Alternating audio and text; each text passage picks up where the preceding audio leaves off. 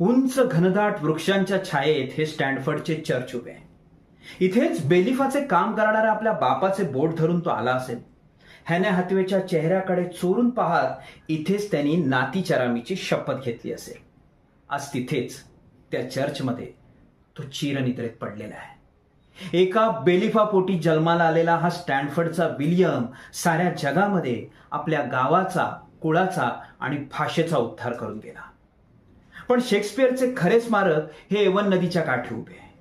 तिथे वर्षातून 8 महिने शेक्सपियरचे शब्द देशोदेशी प्रेक्षकांच्या अंतकरणात लक्ष निनाद उमटवित असतात. हजारो लाखो डोळे तिथे पाणवतात. हास्याची उधळण होते. पण या चर्चच्या दीर्घगंभीर वातावरणातल्या या महाकवीच्या थडग्यापाशी उभं राहिलं की वाटतं की हा माणूस या एवढ्याशा बेटाला अप्रंपार संपत्ती देऊन गेलाय.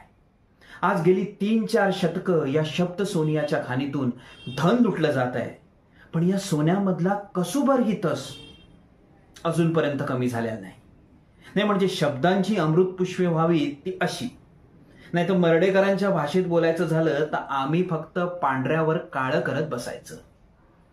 आपण जन्माला यावं आणि शेक्सपियरच्या नाटकात काम करावं ही जगभरातल्या नटाची आणि नटीची अपेक्षा. शेक्सपियर मलाच कळला असे म्हणणारे नट, तत्वज्ञ, विद्वान, प्राध्यापक, त्याच्या शब्दाचे वेध घेणारे महान कलावंत, नाटकातून, भूमिकेतून नव्हे, स्वल्प अल्पविरामातून सुद्धा नटांना आव्हान फेकणारा हा महान नाटककार. अशा महाकवीच्या थडग्यापाशी उभं राहिलं की आपले कर नकळत जुळतात.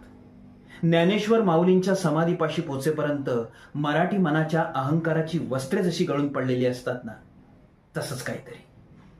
शेक्सपियरच्या समाधीला नमस्कार करून मी तिथून निघालो. चर्चच्या मागल्या बाजूला एवन नदी संतपणे वाहत होती. तिच्या काठावर जाऊन थोडा वेळ शांतपणे बसलो. शेक्सपियर